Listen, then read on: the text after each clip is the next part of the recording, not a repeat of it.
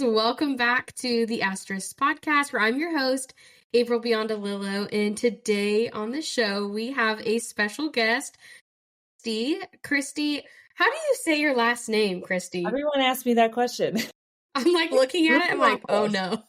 So I married a guy who's 100% Greek. So we have a long, love that. From Kristie Shoot, 5 letters, to a long Greek last name, Roukounakis. So Roukounakis. I love it. Okay. Kristie. It's not as bad as it looks. Hey, I did the same thing. I was Schaefer and then I went to Biondolillo. So people look at it and they're like, what is this? I'm like, it's just the gift of marriage you didn't even know you were asking for. I asked him on our first date. I was like, so how do you say your last name? If this is going to go anywhere, I'm going to need to know how to pronounce that. That's amazing. Well, Kristie Roukounakis, did I say it right? You got it, Close girl. enough. Okay. Has a heart and passion to pour into the next generation, especially the next generation of girls. She is passionate about using her story and life experiences to encourage and inspire the next generation that God can and wants to do big things through their life. Kristie is the founder and executive director of Kingdom Kids Homes, a ministry that does missions work in Haiti and in Guatemala. KKH has an orphanage and a Christian school in Haiti, and they are currently working on starting a home for girls in Guatemala, which is so cool. She is also the founder of Rooted Girls Ministry, the host of Rooted Girls podcast, and the author of Daring Destination. While being involved in various ministry activities is a huge part of Kristie's life, she believes her greatest ministry and most important role is at home, where she's a wife and a mom. She is married to her best friend, Nico, and is a new mom to Nick, who is just over a month old.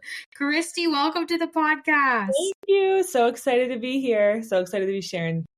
Yes, there's so much we're going to get to dive into. Yes, and I don't even know, what year did you graduate from Oral Roberts University? 2015, which is nuts that in May it will be 10 years because it feels like 2 years ago.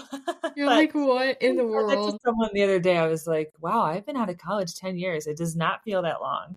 Isn't that crazy how fast time flies? So you were just a year ahead of me. That's right. Yeah. Yes. Yeah. Very fun. So for anyone listening that cares to know, we went to school together. What floor were you on? Well, I moved all over because I was an RA. So freshman year I was in Claudius, Quest, 2 North. Nice. Was my first floor. And then I joined the RA program. So I got moved to Susie. And then, so I lived in every dorm throughout my time at ORU. So I got moved to Susie, and then junior year moved back to Claudius, was on Kalos. Oh my gosh. North. And then my summer between my junior and senior year, I was a summer RA in Francis. And then my senior year, I was the head RA of Gabby. So you really were everywhere. Yeah. I'm also impressed that you were able to remember all the names, but I'm like, wow. As you're going through, I'm like, yes, that's so awesome. Filling out all those RA reports with the names. That's so good. I love it. Yes. Well, let's dive on in. Go ahead and can you walk us through your journey of starting Kingdom Kids Homes and how you learned to trust God's voice in each step? Yes, for sure. So that's a long story. So I'm just going to try to hit the high points because I know we don't have time to say like the full story. But that's actually, you shared, I was an author. That's actually what I wrote the book, The Daring Destination on, was the journey of starting Kingdom Kids Homes and the orphanage in Haiti and how that came about. So there's a longer story, but I'll try to share the high points tonight. But ever since I was young, I felt called to ministry, specifically missions work, and started going on mission trips when I was a teenager. And I knew, actually went on my first mission trip to Guatemala when I was 14. Wow. And that trip just really confirmed in me, like, okay, this is what I want to be doing for the rest of my life. I love this. This is what I'm called to do. So I kept going on mission trips as a teenager. And if you're young, listening to this podcast, get into stuff while you're young. Don't wait till you're an adult. Don't wait till you're in college even, don't wait till you're in your 40s to start pursuing what you feel like God has called you to do. I felt called to mission. So I started as a teenager, just signing up to go on mission trips, and it totally changed my life. So do that while you're young. But went on mission trips and then went to ORU, as you shared, April, to study ministry. Ministry and leadership was what I officially studied at ORU. Yes, I was going to say, I know you were the same. And so just kind of saying, okay, God, like, I know you want me to go to this school. I want to pursue, missions, hopefully one day start a ministry, of my own from the ground up. Don't really know what that looks like, but just following your guidance every step of the way. And then when I was a freshman at ORU, God put a huge vision on my heart to start an orphanage in Haiti. I literally gave me a vision where I saw myself cutting a ribbon, all these little foreign kids running in, exploring a brand new house, jumping on brand new beds. And he said, I want you to start an orphanage while you're young and in college for around 20 kids in Haiti, which totally overwhelmed me. Because I was like, how do I do that? Like, they don't have a class. Wait, what? Or you how to start your first orphanage. Like, I have no idea. That's amazing. What even is to do that. Yeah. But I said, okay, God, like, I have literally no clue how this is going to happen. I don't know how this is done, but I'm saying yes. Like, if you call me to do it, I'm just going to try my best and know you'll honor that.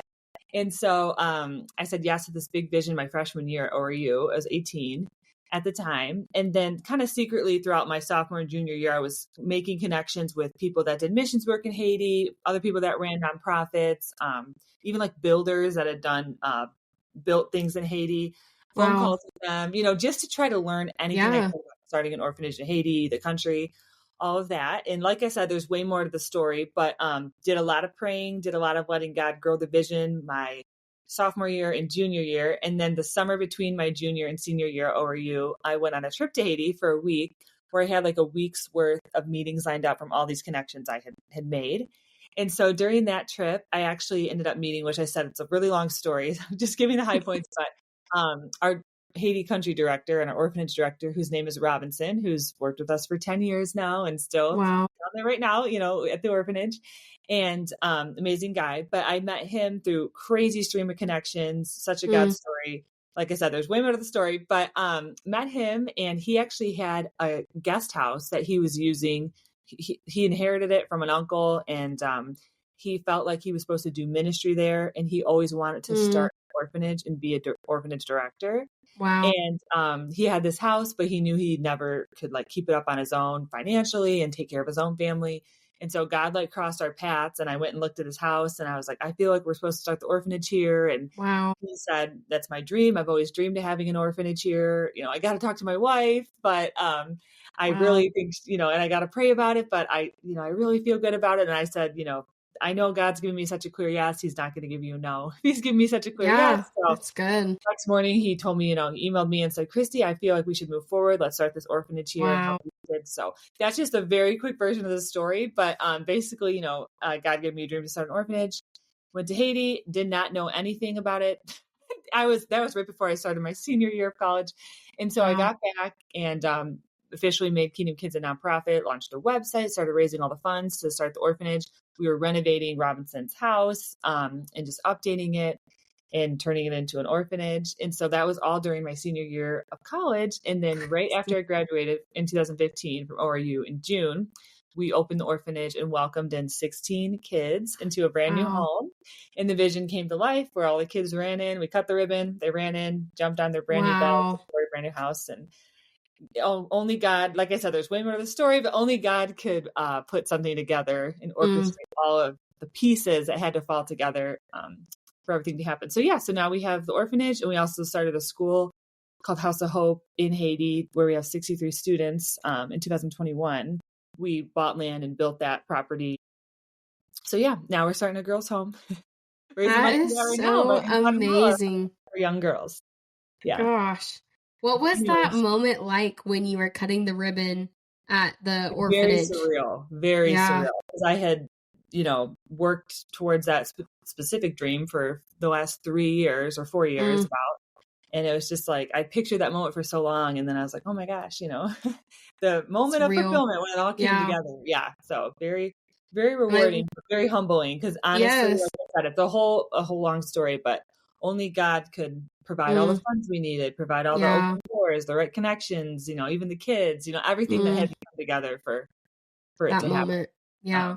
Really. And I love that the Lord did like abundantly more. Like he's like, you're not going to just do this orphanage. You're going to do I always 2 other initiatives. Can I have a break? Like, okay. He's like, no, you got some more in you. We're going to keep going. On my heart before the current thing's done. I'm like, okay. Man. So that's what happens when you say yes. So no, I love it. I think that's so powerful, and just like a cool theme even that you're hitting at of just start when you're young. Like don't allow big scary dreams to scare you. Like do it scared, like trust the Lord and that process. So what did that practically look like to follow God's purpose for your life while you were single, and how did he use that season of your life to shape your calling? I mean, you're young, you're in college, you're single, even after, explain, share everything. Yes. Great question. So tailing off of what you just said though, yeah, you don't have to wait till you're older. I think a lot of times people think, okay, like once I graduate from college, once I'm married, maybe once I have a child, once I have an X amount of dollars in my bank, account, I'll start to go after what I feel like God's called me to do. And I want to encourage you guys to not do that because now that I am married and I have a baby now, I'm like, man, if I would have waited till right now to start this Kingdom Kids and, really go after what I felt like God had called me to do and purposed me to do, I probably wouldn't have done it because life is so busy. Things are moving 100 miles per hour. And I honestly probably wouldn't have got to it. But since I was young and single, I had more free time, way more than I do currently now. And I know some of you young people listening to this might be like, I don't have a lot of free time. But compared to what life will look like, April, you can attest to this. I'm sure when you're even just married, with the spouse, things get a lot busier. So it's so, I think, important to just really start to pursue the things that God's put on your heart, whether it's missions, that's not everybody's call. It might be, something else, big or small, but start to pursue it while you're young, go That's after good. that. And so it was extremely intimidating, obviously, getting a vision like that. And I was like, okay, I don't know the first thing about starting anything like that. I never even been to Haiti, but I was like, God, I know if you are calling me to do this, you're going to plop everything I need in my lap and you're going to open the right doors. You're going to put the right people in my path. So I'm saying yes. And it was a scary thing to say yes to, because like I said, I didn't even know the first step to taking it to doing something like this.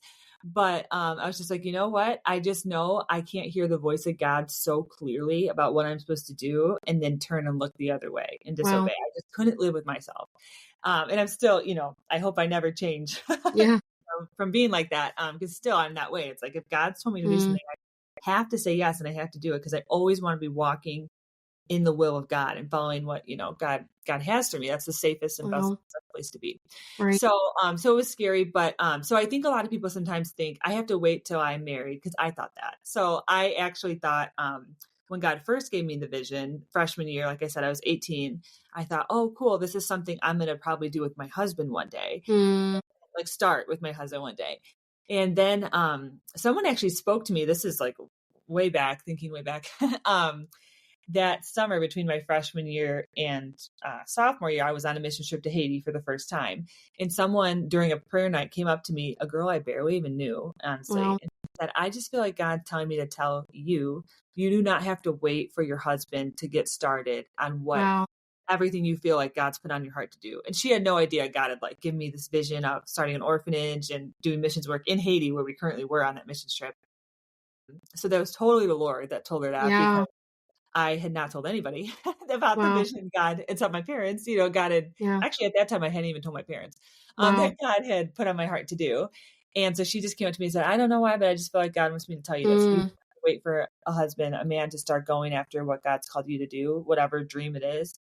God put that specific dream in your heart for a reason, and he wants you to pursue it while you're single and to go after it alone. And I was like, oh my gosh, you just like read my diary. Who gave you those pages? And then I told her, I was like, okay, well, it's really funny you said that. And then I, told her about everything like God was leading me to do. But so all that to say, a lot of times I think us as girls especially think like, as soon as I'm married, I can really get started on going after what God has for me. Or as soon as I'm done with college, or as soon as I'm whatever, name a mark or that you want to hit. As soon as I have the money, like, and that's the thing too.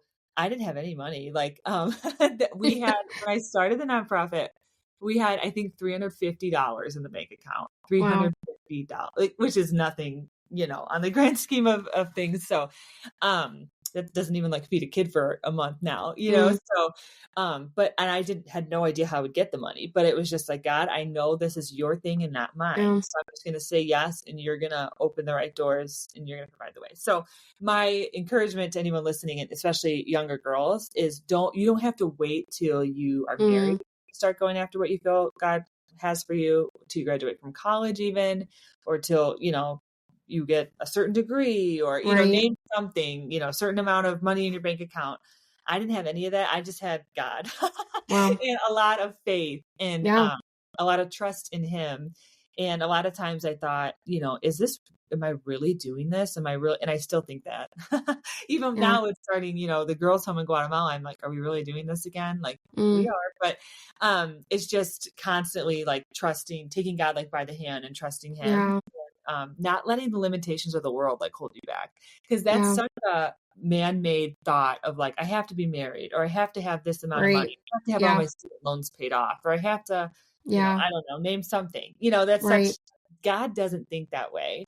And so I think a lot of times God puts dreams in our hearts, and especially as girls, insecurities get in the way, or just like limit ourselves, or we think like, I can't do that, or that's really big, like that's way beyond. And chances are, if God's putting an idea in your heart or a dream in your heart, it probably is beyond you.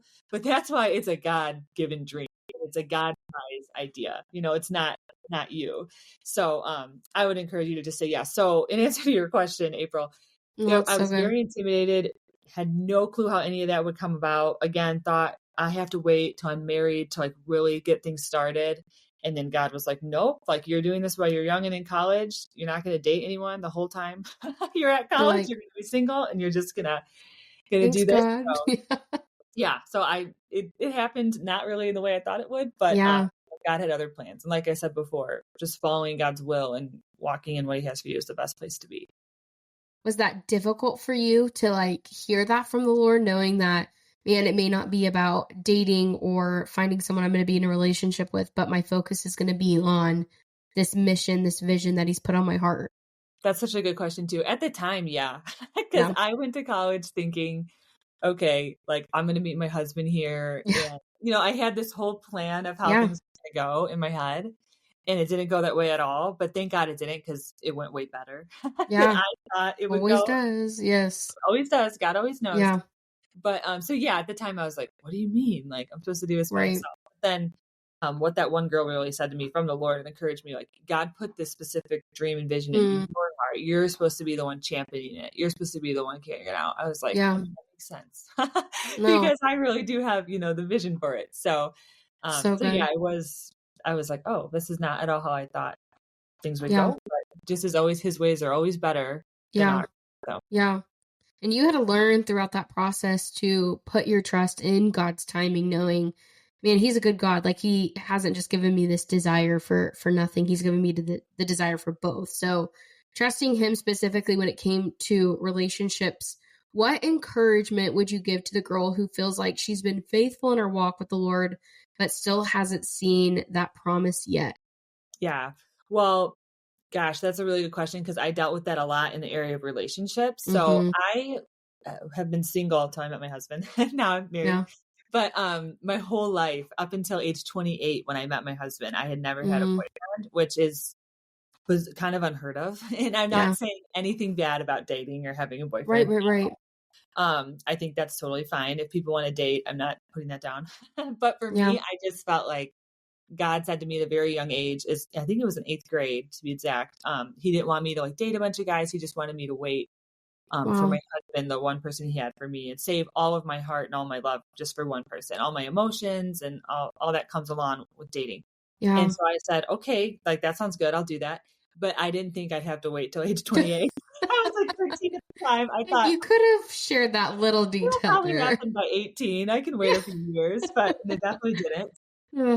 At the time, I always joke. I'm like, I don't know if I would have said yes to that if I knew it would have been 15 years later. But again, God always knows what he's doing. Yeah. So it was definitely hard to wait. And I like the question you said of like, what God, I've been faithful. Why hasn't happened for me?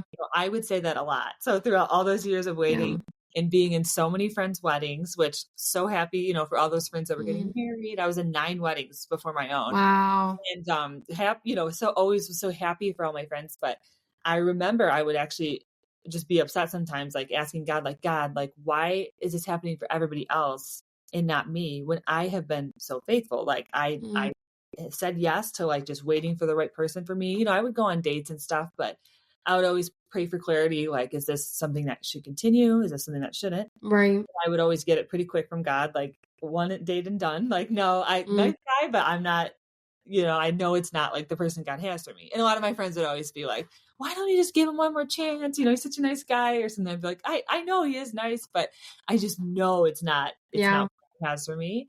And so, and I didn't want to waste people's time or my own time and things like that. So, it was definitely hard, but I remember actually crying at times and saying like, God, like I have been so faithful. I have like listened to you. You told me you wanted me to wait for the right person for me and not give my heart away to all these guys and emotions along the way. And here I am. I've done that, and I'm still sitting here single. And so many of my friends, not putting people down, but that haven't done that. Like maybe that's not what God told them to do. Real. You are married and having kids, and I'm like, did you forget about me? It's kind of how I felt. And so there was actually one night, I was probably like 26, so a little bit older. And like I said, I didn't meet my husband till we were 28. We started dating, and I got married at 30. Now I'm 31. And so I remember I went on a date with a guy, and I didn't even really like him. So I wasn't even about the guy as much as it was about the idea, like, am I ever going to find someone? And I came home from the date, and I remember I was in my apartment in Tulsa, and I was crying that night, and I was like, God, like, when is it going to be my turn? And it's not even like about the guy specifically, that it's not going to work out with him. I don't really care. I was like, it just seems like it's not going to work out with anybody. Like, when is it going to be my turn? Have you forgotten about me? And then I opened my Bible, and I actually randomly read this verse in Habakkuk 3, which I'm going to share with you guys in a second. Which I've read the book of Habakkuk, but it's not like Psalms all the time or Proverbs or something. Right. So it was very random that I opened to this passage, but this is what it said. It's Habakkuk 3, verse 17 to 18. It says, though the fig tree does not bud and there is no fruit on the vines, though the olive crop fails and the fields produce no food, though the flocks disappear from the pen and there's no herds in the stalls, yet I will celebrate in the Lord. I will rejoice in the Lord of my salvation. And I read that verse that night, and I thought, okay, God, you see me, like, because I was like, it says, there are no herds. There's no sheep in the pens. There's no herds in the stalls. I was like, that's me with guys. Like, there's no sheep in the pens. There's no guys. There's no prospects. Single as could be. But he said, yeah, I will celebrate in the Lord. Like, I will rejoice in the Lord, even though it looks like nothing's happening. It says no fruit on the vines, the crop's failing. It's like, even though nothing is happening for me in the relationship area of my life, I'm still going to rejoice in the Lord, and I'm still going to trust you, even though it seems like nothing's happening. And so that happened that night. And I was like, okay, God definitely sees me. A lot of times he speaks to us through his word. And I was like, that was for me. And so I just had to continue to trust, like, God, you see me and my desire for marriage. And I'm just going to continue to walk out what you've called me to do in ministry and go after that, and just trust that as I'm running after that, you're going to bring the right person alongside me who's also running after the things of you in your perfect timing. I don't know when that's going to be, but I'm just going to keep running the course and going steadily after what I feel like you have for me. So that would be my encouragement to girls, because I know a lot of us, our desire is to get married. And that's such a good desire. Like, that's such a godly desire. And that was always one of my desires, was to be like a godly, wife, and to have a great Christian marriage, and to be like an example for other couples and mentor other couples, and then raise Christian kids. And, that was something probably that I wanted more than anything. And I thought, I'm living on all these other dreams, and I'm doing all these other things that God has for me, but I feel like that one was still so far away. Yeah. And God really, he still knew what he was doing, even though at times I felt like, oh my gosh, that's never going to happen for me. Or like I said, I was like, God, I think you forgot about me in this area, and I've been so faithful. He definitely didn't. God brought my husband into my life at the perfect time for both of us. And once we met, it was like instant, like so easy. And there was like no confusion. There was no questions. It was like pedal to the metal. Like, we knew by like months in, like, we're going to get married. It was just kind of like running the course. This is it. But it was very easy, and still is very easy.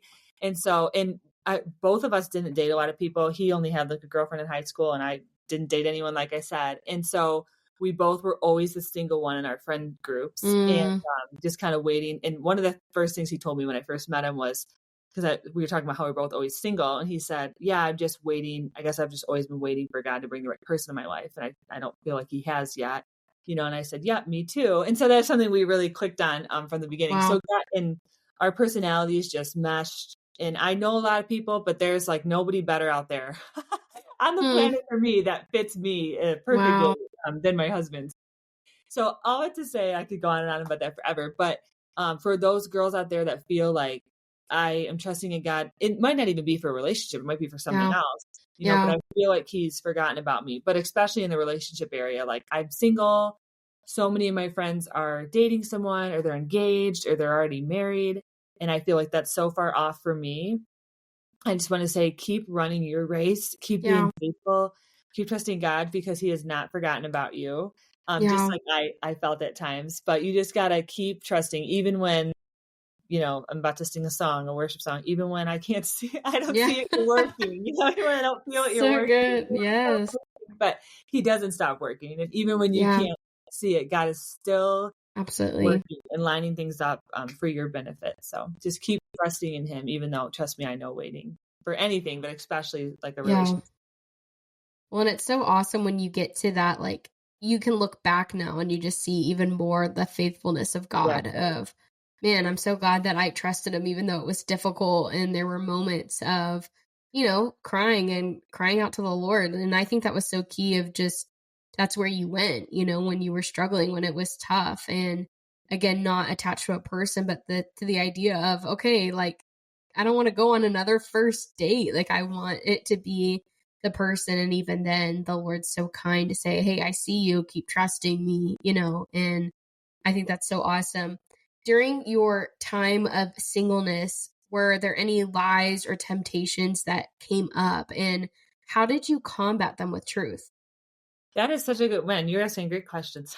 That's such a great question, because there was tons of lies. So one, like, especially in the area, like you said, during my time of singleness, of relationships, like I think the enemy, like that night of that date, that, like I said, it wasn't even about the guy. It was just more about, is this ever going to happen for me? The enemy was totally saying, like, you're never going to find anybody. And there was so many times the enemy would say, your standards are too high. And there was times that people would say to me too, like, I think maybe your standards are too high, or maybe you're just being picky. Like maybe you're too picky. And I would always say, I'm not picky. I'm just selective. Like, I don't want like this to date anybody, because I know like what God, I want God's best for my life in every area, not just the area of relationships. And I am such like a intentional person with my time. I'm like, I never want to waste my time. So if I would go on a date with somebody and it didn't seem like it was going to go forward, for their sake and for mine, I don't want to waste their time. I don't want to waste my time. Like, and it was sad being like, no, there's not gonna be a second one. For that, it's hard to tell people that, or for me to hear it was not gonna be a second one. If I thought, oh, this looks promising, and then God would shut the door. But the enemy would always use those moments to lie and say it's never gonna happen for you, or say God has forgotten about you in this area. That's legitimately what I thought. And and then God would give me verses like that, or sweet reminders that were like, I have about you, like, keep running the course, keep staying faithful. Or people would come to me and encourage me and say, keep staying faithful. So there's a lot of lies that would come my way, especially about like not that people knew this, but like I almost felt like sometimes through other people, like, you're being too picky, or you just need to give that guy one more try, or they're trying to be helpful, which is nice. But I knew in my heart, like, no, I'm not. So it's hard to shut off the enemy's lies, or even discourage it from other people, and focus on God's truth. But that's why it's so important that as women, we're constantly in his word, and we know his word.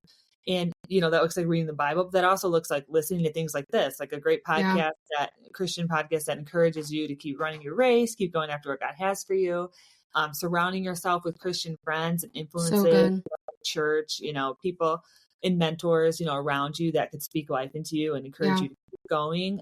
Because there is so much, especially with like social media and things, so many things out there that are just in our faces, constantly trying to derail us from going after what the things of God. So just surrounding yourselves with the word, praying. I always have been a huge journaler, and I had like a prayer journal, and I would cry out to God in that prayer journal, and I would pray about my husband, and I would pray that God would give me the strength. I was waiting.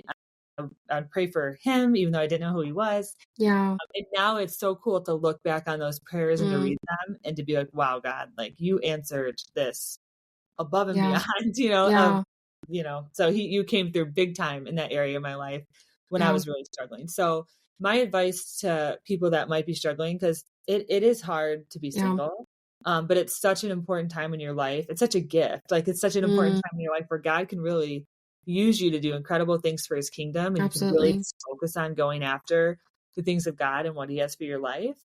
But it can be tough, but just run to the Father, like run to the feet of Jesus and the things of God when you're struggling. Cause I know, and I've talked to so many girls where it's tempting to run to a guy, it's just to have somebody in your life to date or to be with. And, or just tempting to run into other things that are just not godly. You're like, I don't know, social media, just different people's opinions and stuff. It's tempting to put more energy into all that. But when you're struggling, just cry out to Jesus and just pursue him and he'll help you get Such through. A good reminder too, of just like pressing into him, because like you said, there's always going to be other options. There's always something that we're waiting on or wanting to see God move in. And the temptation's going to be to distract us, to derail us. And so when we are present in our words, surrounded by that, positive community that's pointing us back to Christ, it's like, the enemy's going to get kind of bored. He's like, dang, this girl does not budge. Like, this is not working, And it just like you said, like now you have like journals full of pages. Well, I couldn't say that. Of just, seeing God's faithfulness. And, I think that's such a sweet moment too, to see like, wow, God really did hear every prayer, every cry, and look at what he's done. So very powerful. Good. So looking back now, how do you see God's hand in the wait, and what are some things he built in you during that time that you're grateful for today? We've kind of hit on this a little bit, but if you have any more to expand on. So what you said, what was the first thing about the wait? Sorry, repeat that one more time. No, you're good. How do you see God's hand in the wait, like looking back, and what are some things that he built in you during that time? Good. So personally, like I kind of shared this in the beginning, but if I didn't wait so long to meet my husband, what felt like so long, I would have not done a lot of the ministry things that I've been able to do. And this isn't like a brag on myself or anything, but it was so nice during my time of singleness to just have that be my focus, like rescuing kids, starting schools for kids. And then I started a girls ministry similar to Cherish, but called Rooted, where we were teaching girls how to have their identity rooted in Christ and having conferences and podcasts and things like that too. So all of that probably wouldn't have happened if I was dating somebody. And that's not to say don't date anybody or put a knock on relationships at all. Like I said, I always had the desire to be married, and I always wanted to be in a relationship and ultimately get married. But I just know for me, that would have been more of a distraction during my early 20s when I was starting these things and doing these things I felt like God was calling me to do, where I probably wouldn't have got all those things started or been able to impact or touch some of the lives that had been touched. Like I used to lead a Bible study of girls when I was in college, and then even after in Tulsa, Oklahoma, from when the girls were in 5th grade all the way to their senior year. Wow.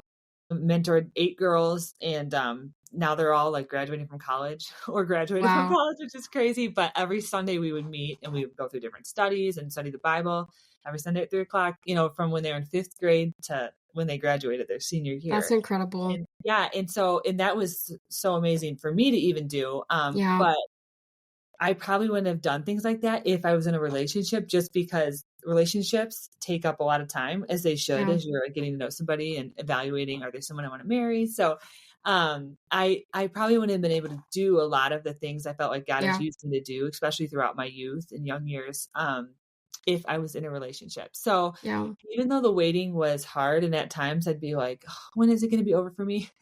I know I needed that season to just really let God develop me as a person and as a leader, but also to use me to touch lives and impact lives. And I, now I'm married and I just had a baby like a month ago, and I still want to be, used and impacted. I'm still planning on letting God do things through me, but it does look a little bit different in this season than it did while I was single, and I could at a moment's notice, if one of those girls in my Bible study that I was mentoring needed me, I would go to their house and be with them. Or, you're way more flexible and free when you're single.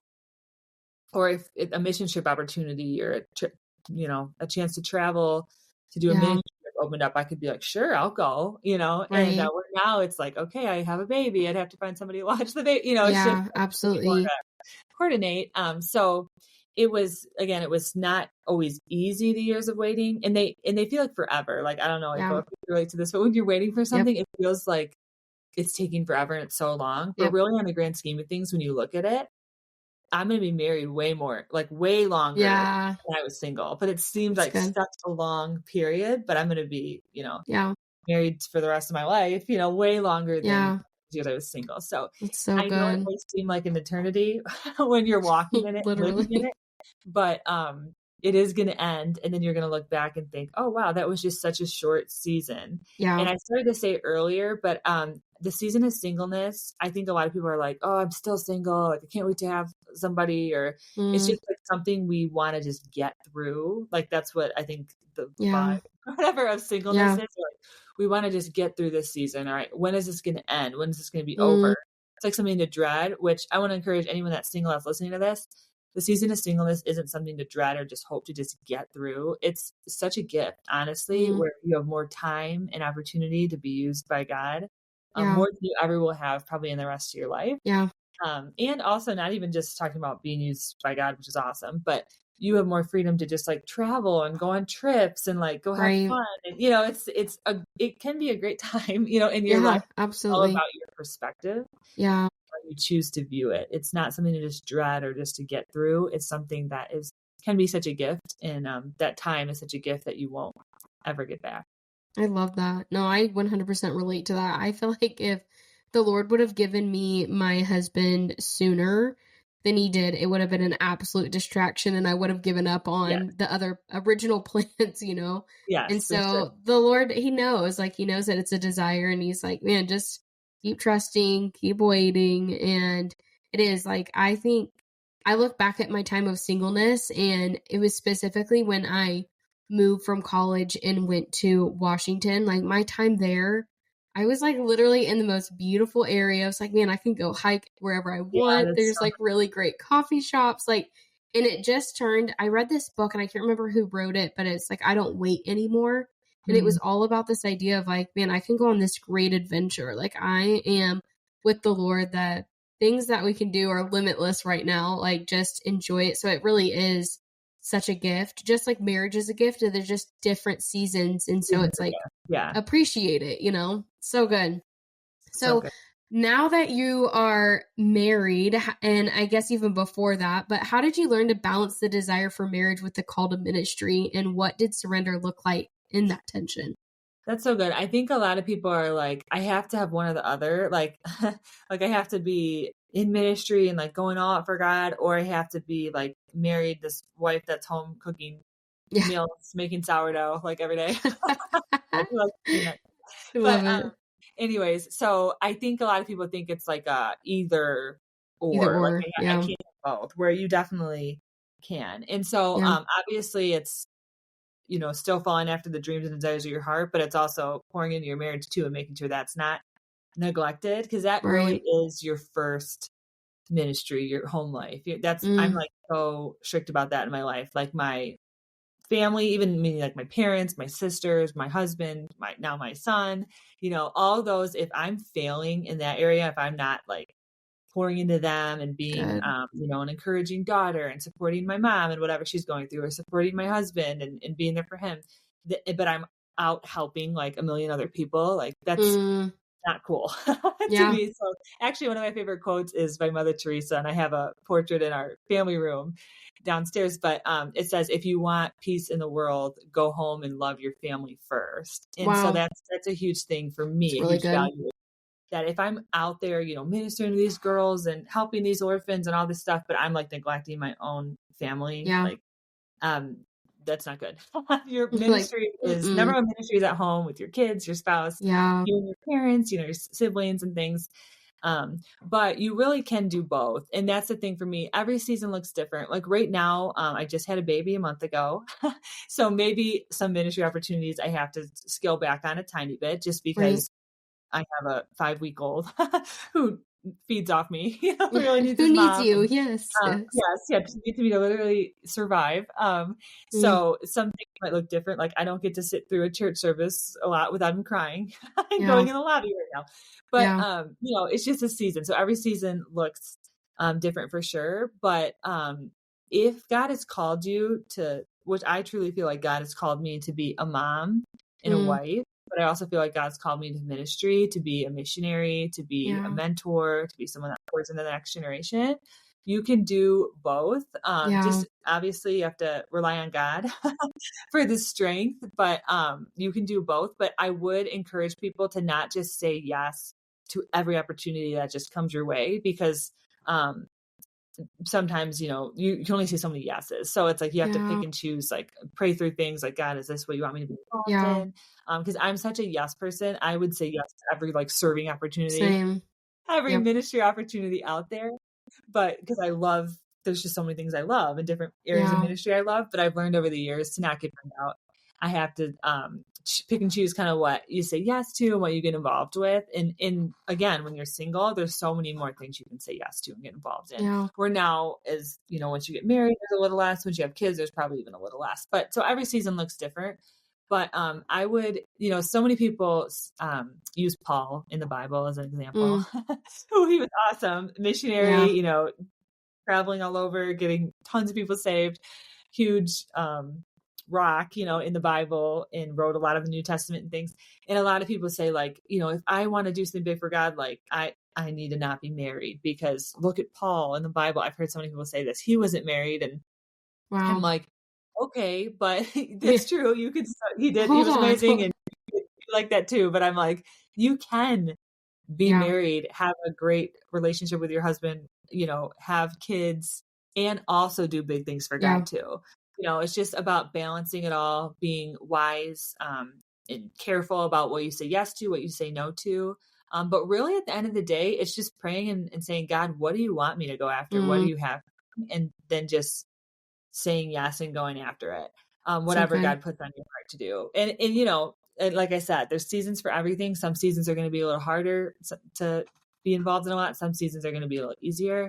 But at the end of the day, just pray and seek out what God has for your life. Because I think it's so easy to look to the right or the left and be like, oh, those girls are doing that, I should do that. Or they're not doing that, maybe I should stop doing that. But just stay in your lane and just focus on what God has for your life. But it's totally possible to like be impactful for the kingdom of God, but also be a great wife and to also be a great mom. I just started motherhood, but that's what I'm shooting for. I love it. To excel at both, and God will give you the strength to do that. Obviously, you just have to keep delighting, in Him, and letting Him fill your cup, letting Him strengthen you, and you can definitely do both. I love it. No, it's so good. You are already doing.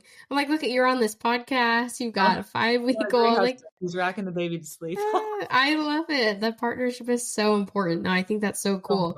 So now being married, how have you seen God's faithfulness continue to play out both in your relationship and in a ministry?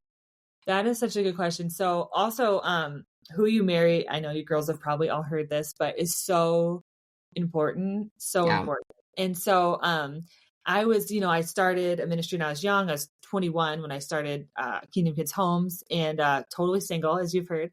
And I was like, who am I going to marry? Who would want to marry me? Like that comes along with like, 80 some kids in Haiti and like all this stuff I got going on. A lot. It's real. Yeah. I'm like, who would want to jump into all this? It can be kind of intimidating for somebody.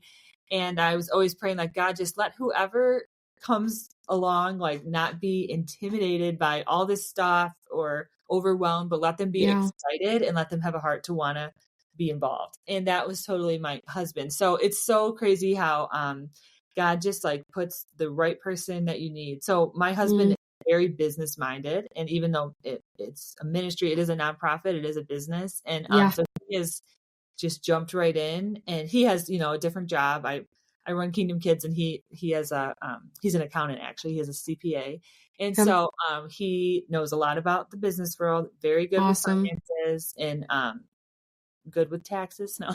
So for the nonprofit, we love it. File the taxes every year, which I hated doing and probably didn't do a good job at before. And so so it's just so cool how God has brought Nico into my life, and how he gave me so many ideas about how to like get more donations, or how to keep up with supporters more. You should use this QR code on this to have people follow up with this, and just different ideas he's given kind of from like a business mind for Kingdom Kids. I love that. Yeah, it's amazing. And so and then, like I said, he is an accountant. He has a master's degree, and he has a CPA. So he's just very well educated in areas of like business, finance, accounting.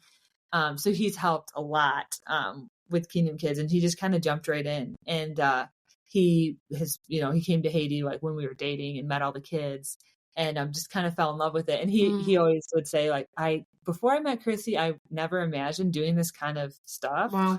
He's like, now that I know Kristie, this is when we were dating, but I couldn't imagine my life without it. So it's so cool how God just knows the right person for you. And he'll put them in your life at the right time. And then Nico and I both have a heart, like we love our marriage, obviously, but we have a heart for like other married couples. So we led a small group at our church for like other young married couples. We'd have them over to our house, twice a month, and go through like marriage studies together, and try to like pour into other couples and things. So I love that. Who you marry is so important. And that's why I want to encourage you girls to not settle, because I did have a lot of opportunities along the way to settle, but I knew it was settling. And sometimes I think we are just like, oh, it's fine, it's good enough, and then we'll just get in a relationship with somebody and date for a while, and it's kind of a rocky road, but it's like, it's fine, I'll make it work, or it's good enough. But I want to encourage you guys, don't settle for just like good enough, or it's okay, or I'll make it work, it's fine, I can be flexible. If you're saying that about a relationship, it's not the person for you. Like, I'll make it work, it'll happen, I'll make it happen. No, wait for someone that fits all your standards, and that just fits, like I said in the beginning, like Nico was like, I was a puzzle piece, he was a puzzle piece, and we just fit together so true, perfectly. It was almost like, I said this in our vows at our wedding, but it almost like felt too good to be true. Like I was always, when we first started dating, waiting for the other shoe to drop, because I was just like, this person's too good to be true. This is too good. This is too good. It's still too good. We've been married in June, it'll be 2 years, and so it's like, when's the other shoe going to drop? It hasn't dropped, but so just wait for someone like that. And it's so cool how Nico's giftings have really came alongside my giftings, because he's more of the thinker, like I said, business kind of mindset, and I'm more of the heart and the passion kind of mindset. And so how those together have like really advanced the ministry that, I started years before even meeting him, and just in other areas of our life too. They just work really well together. Girls, do not settle, because God really does know the desires of your heart. And one of my favorite verses is always, delight yourself in the Lord, and he'll give you the desires of your heart. And so I think everybody wants the desires, which who doesn't, but they forget about the delighting part. So it's like, delight yourself in the Lord, spend time with him, and he really will give you everything that you desire. He really will meet the desires of your heart. So good. I love that. Delight yourself in the Lord. He'll give you those desires. That's so good. Our final question, what would you say to the girl who feels like she has to choose between purpose and partnership? Like she can't have both. What you mean in partnership, like a marriage? I guess like in marriage and dating, like feeling like, man, I'm going to have to choose between, like there's no way I could have both. That is a great question. And kind of tailing off of what I just said, like I kind of felt like that, like, okay, I kind of started all these things. I got all these kids in this other country that call me Mommy Kristie. Like somebody going to want to marry like into all of this. So I actually thought like, okay, like I didn't want to choose between them. So I'm like, I'm either going to find somebody that fits in really perfectly with all that I do and just the craziness of my life. It's a good crazy, or I'm just not going to have anyone, because I'm not going to quit all that I feel like God has called me to do.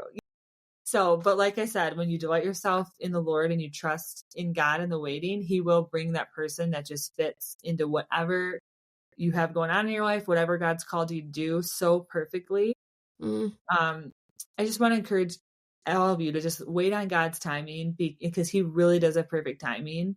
Yeah. Because if it were up to me, like I said in the beginning of this podcast, I thought I was going to meet my husband in college. I thought like we'll meet freshman or sophomore year and then we'll probably get married. We have a ring on my finger by the end of senior year or something like that, which obviously didn't happen. But thank God it didn't happen because God knows so much better. So you don't really have to choose between purpose and partnership, because if it's the right person God has for you, they will fit right in with what God has purpose for you to do. And you will fit right in with God's purpose for them to do. And you guys will complement each other. You won't compete with each other. And that's what I think so many people think. Like if you know, I marry him, or if I get married, then we're going to have like competing dreams and competing things. But really, if it's the person God has for you, whatever you guys both individually have going on, when you get together, it should complement each other. Absolutely. And I always say, I loved my life before Nico, my husband. I was content. I was happy. I loved my life. But he enhances my life in so many ways, makes it better in so many ways. And so whoever you marry and whoever you end up with should enhance your life. It's not like, oh, I hate my life, before you get married. I loved mine. But like, whoever you end up with should enhance your life and just make it that much better. And they should just add so much to it. So when it comes to your purpose, it's like they should help propel you even deeper and more into your purpose, advance your life. Like just earlier this afternoon, my husband asked me like, what's going on with such and such in Haiti? Like a question. And I was like, oh, I need to follow up. I forgot to ask.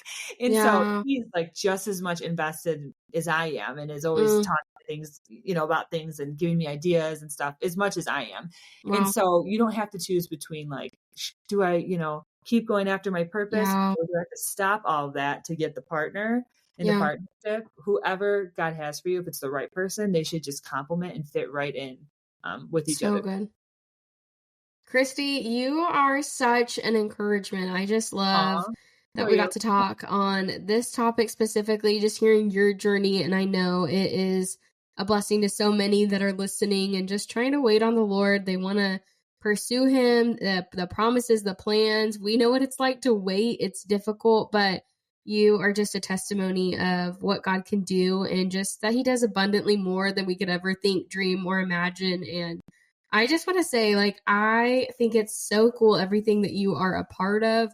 When you started it, just trusting the Lord. I remember in college when I think they brought you up on the stage and you got to share about everything. I was like, gosh. I was like, this is incredible. Like, she is young. Yeah. All right. No going back now. This is official. No, and I love it. I love it that you did it before you met your husband. And I love that your husband came in and just, like you have stated, has championed this with you, has shared that passion with you. I think that's such a beautiful picture of, just what the Lord wants to do. So, girls, if you are listening to this episode today and you enjoyed it, make sure that you are liking and subscribing. Make sure you share on your social media. Maybe there's a girl in your circle that that would really benefit from listening to this episode. But we were just so blessed to have you, Kristie. So, girls, we love you, and we will see you again back soon. Thanks for having me. Bye. Bye.